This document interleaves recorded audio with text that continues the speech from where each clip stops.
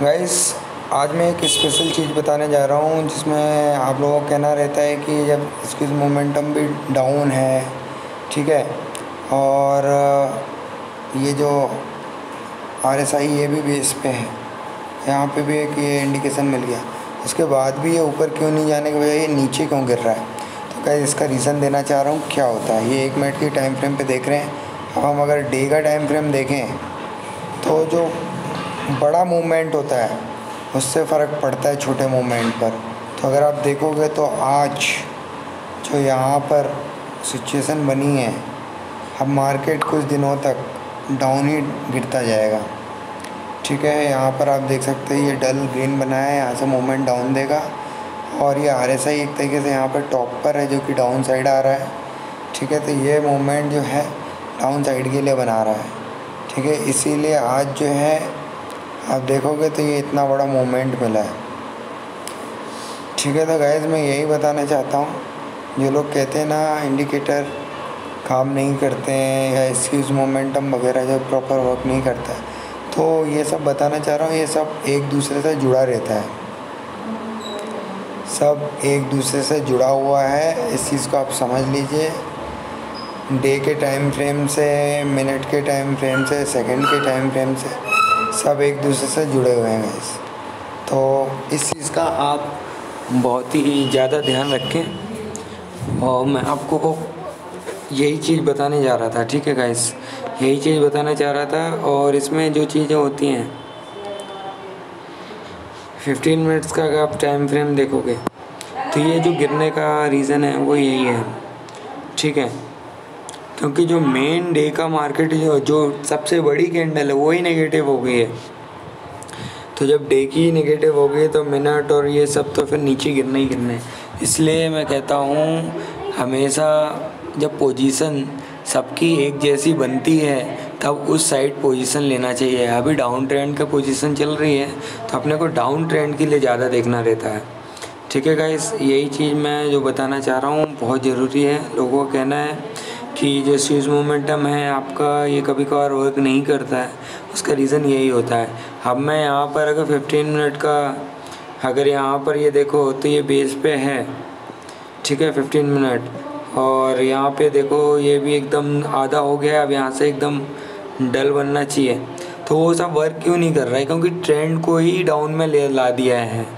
यहाँ से जो गिरावट है बहुत ज़्यादा होगी। यहाँ से जो मूवमेंट है अब देखना आप अगले इस वीक मार्केट कितना डाउन गिरता है। अभी 34,900 पर है, आप खुद देखते रहना, ठीक है। तो ये सबका फ़र्क पड़ता है, इस चीज़ का ध्यान रखो। कल भी मार्केट डाउन गिरेगा, फिर डाउन गिरने के बाद थोड़ा सा ऊपर उठेगा, फिर मतलब कंटिन्यूसली अब मार्केट डाउन साइड की तरफ पकड़ेगा।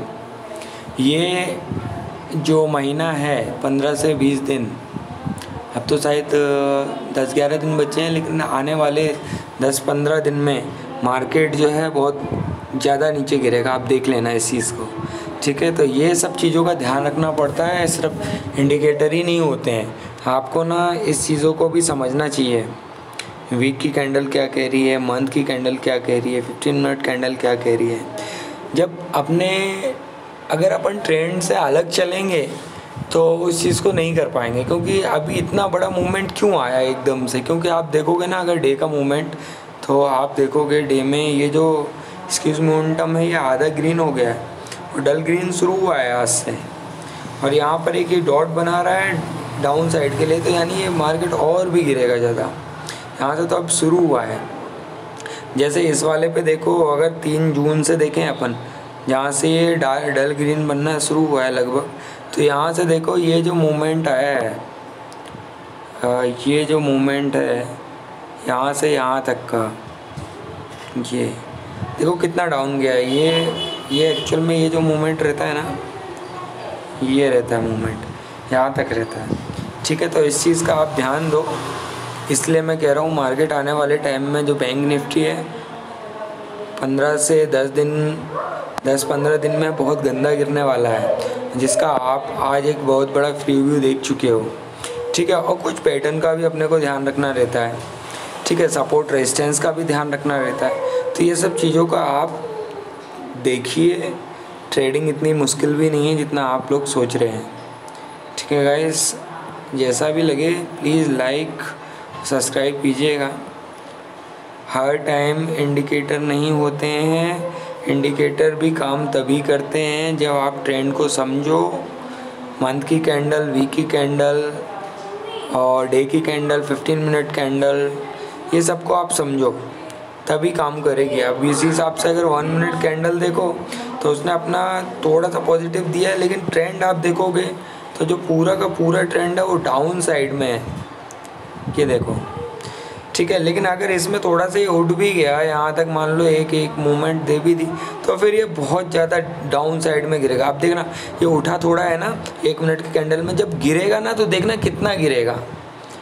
उठा थोड़ा है, गिरेगा ज़्यादा। तो अपने को हमेशा ट्रेंड की साइड में चलना है। ट्रेंड कहाँ से पता चलता है हमको?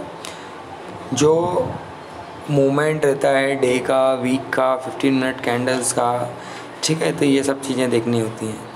ठीक है, जिनकी शिकायत रहती है कि हर टाइम जो उसकी momentum MACD, VXI, RSI work नहीं करते हैं, तो उनके लिए ये जो रीज़न है वो दे रहा हूँ। इंडिकेटर का यूज़ उस वे में करना रहता है जब आप के साइड में ट्रेंड हो। ट्रेंड को समझने के लिए आपको सब चीज़ें देखनी पड़ेंगी, जो टाइम फ्रेम, बड़े टाइम फ्रेम को भी जज करना पड़ेगा। ठीक है गाइस, ओके।